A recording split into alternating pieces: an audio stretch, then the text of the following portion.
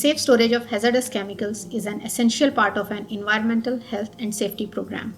Chemical storage facilities must meet certain minimum standards to satisfy a variety of diverse regulations. This video provides a 5-step guideline to help you meet these standards.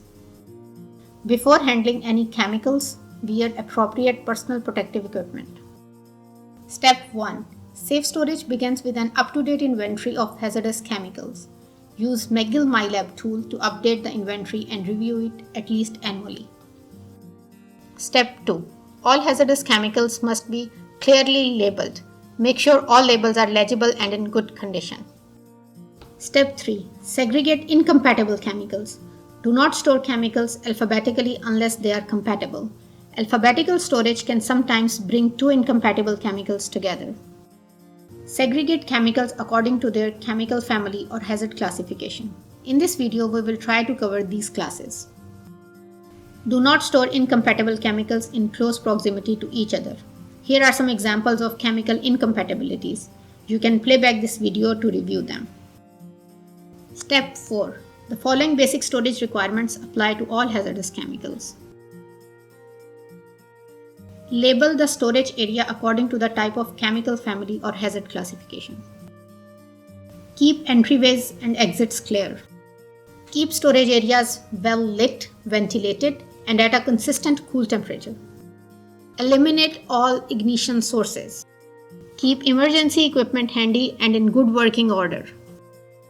Confine chemical storage areas so that leaks or spills are controlled.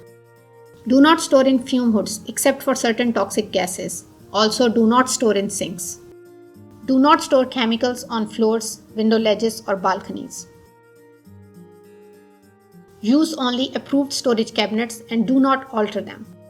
Label cabinets with the hazard class. Shelves should be leveled, stable, and secure to the wall or another stable surface, and located away from direct sun, flame, and heat sources. Containers should not protrude over shelf edges. Store corrosives and larger bottles on lower shelves. Keep containers closed. Use approved containers for flammable solvents. And finally, step 5. Store according to the storage guidelines for individual hazard class. Flammables and combustibles may present a serious fire and explosion hazard. Do not store quantities beyond the storage limits. Separate them from oxidizers and toxics. Keep a fire extinguisher handy. Use intrinsically safe refrigerators if needed.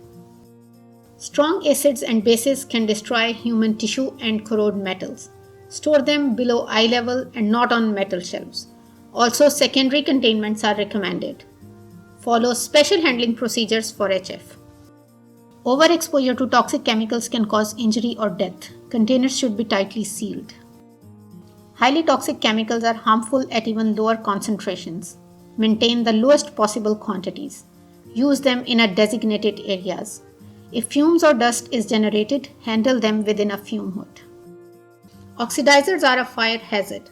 Segregate oxidizers from flammable, combustible materials or reducing agents. Segregate inorganic oxidizers from organic peroxides. Do not store on wooden shelves or in cardboard boxes. Knocking over a compressed gas cylinder can propel it like a rocket. Additional hazards can arise from the gas characteristics. Limit the quantities on site. Store upright and secure using chains.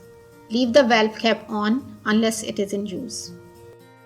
Upon contact with cryogens, living tissues can freeze and shudder.